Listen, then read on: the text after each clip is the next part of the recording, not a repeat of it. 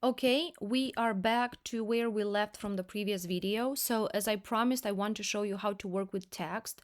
And specifically in this video, I will show you how to find new font styles and how to change a certain font style, font color, font size. Plus, I will also show you how to arrange text into columns. So first thing that I'm going to do is I'm going to get rid of everything I have on the page. I'll click on my selection tool and then I'll click drag to select all of my objects and I hit delete. Okay, so we're back to ground zero.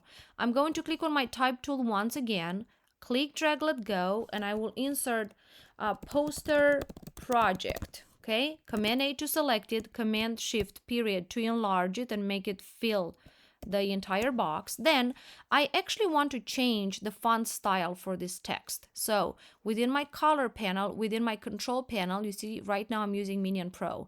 I'm going to click on this arrow and I can scroll down, and you see when you scroll down, that font style applies automatically inside of your box, and you can check it out and see if you like it or if you don't. I will probably stick to something that's clean and clear, so I like to use this font style a lot. I'm gonna select it, and then I also want to check out the size. Let's see, right now we are using a 68 point. Let's see if we use a 60 point, how it's gonna look like. Okay, what if I want to arrange it into two lines? So I'm gonna click a return right here. I'll select it and I'll change the amount of space between the lines, so right there. Let me do, that's too close. Let me do a 60 right there. Okay, good. If I want to center it, I'm going to go on within my control panel. You see this option that allows you to work with alignment, and I'll align it center. Now, if that's what I prefer, I can leave it like that. If not, I can go back to having it in one line, which is not a big deal. I'll select it again. Remember, anytime you want to make changes to a certain text, specifically a text related element, you have to select it. And I want to change the font color, so I'll click on my fill option right here in the middle of my control panel and I'll apply a red color. Now if I click outside, you see it's red right there. I'll select it again, and if I want to apply a stroke, let me do a yellow stroke and let's see what it looks like. There it is. If I don't like the stroke, or I think the stroke is not wide enough, check it out. Within my properties menu, see I have the fill option, the stroke option, and then I have 1 point. I'll open it right here and I'll do a 3 point so you see what exactly it looks like. Okay, so basically that's how you play with text: font size, style, color, and a couple of other details. Now I want to show you how to arrange text into columns. So I'm gonna make my box a little smaller. I clicked on my selection tool and then I dragged it up. I'll click on my type tool and I'll draw a box that goes across from left to right size of my page. Since I don't have a specific text or a specific story, I will only fill this with placeholder text. So within your properties menu at the very bottom of that box, you can see fill with placeholder text. Click right there and you see how your text goes inside that frame that you have just created. Now, a cool thing for you to remember here is that you see right here we inserted the gutter when we created the document of this page, but the text didn't know that that's the gutter and it has to stop there and then it has to transition to another column. So by default, text in InDesign is arranged only in one column. Now to fix that, I'm going to select it. I'll do Command A, and under Object, scroll down to Text Frame Options and click right here the number of columns that you need. Right now, I could either do 2 or 3 columns or whatever I prefer, but since my layout involves 2 columns, I'm just going to do 2 columns and have the gutter. So that's what it looks like, guys.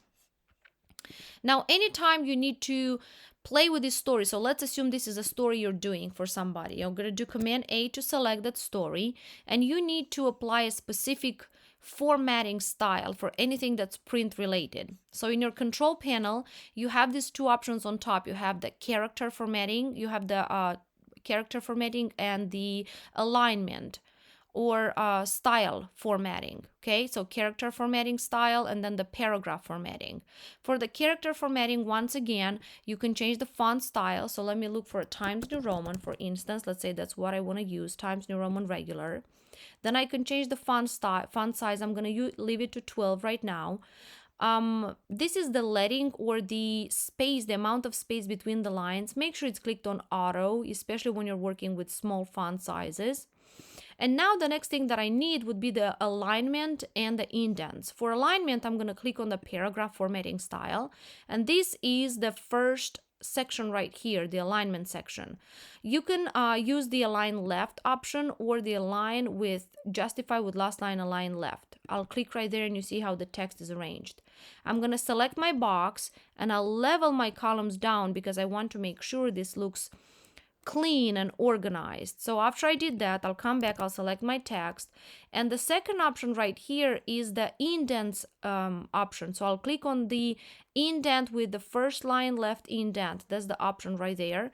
And here I'm going to insert 12 pt because anytime you're doing alignment, you're doing indents, you have to keep in mind the point size of your font. So make sure you're doing 12 points. Hit return and you see how my paragraphs were created right there. So basically that's how you are working with columns in InDesign. Now another thing I promised to show you in this project, in this video, is I'm going to click on my rectangle tool. I'll create a rectangle. I'll fill it with color within my control panel. And when you open InDesign in the very beginning, the very first time you're working with it, you will see that you actually have access to just a limited number of colors. We've created a couple in the previous video and I showed you how, but what if you need to create something more than what you have in a specific picture or another element?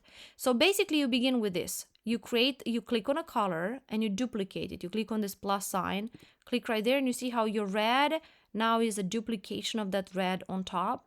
Now after I did that, I'll bring my cursor at the very end of that line and I'll double click inside that box, and here I can create a CMYK color, which usually for any print publications, that's the style of color you need. Or if you're doing anything for digital, you're going to use a RGB type of color. Now I will play with a Pantone solid coated CMYK coated color. So I'll click right there, and here InDesign gives me a long list of colors that would work well with anything that's printed. So I just can select one, I hit OK, and check it out. This color now is the last one within my palette. Let's repeat that step again. I'll click on my color, duplicate it, then go to the end of it, double click inside that colored box. You can manipulate it and create a color yourself. Let's say I need a brown, I'll hit OK.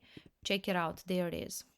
Okay, so this is how you would create color for a project that you would be working on in InDesign.